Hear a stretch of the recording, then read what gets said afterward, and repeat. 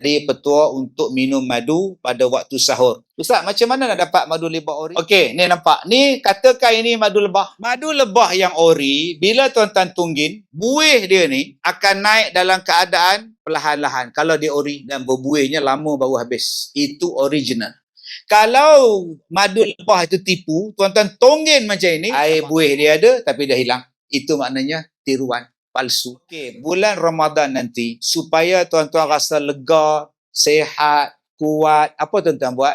Ambil 1 gelas air kosong, campur dengan madu lebah. Ada pula kata, jangan pakai sudu besi. Antara besi dengan plastik, mana yang Allah sebut dalam Quran? Ambil dia kacau. Waktu tuan-tuan minum tu, tuan-tuan nak baca apa? Li'ila fi Quraish. Habiskan surah tu minum. Tuan-tuan rasa segar, tuan-tuan rasa kuat, puasa tuan-tuan pada hari tu, insya-Allah.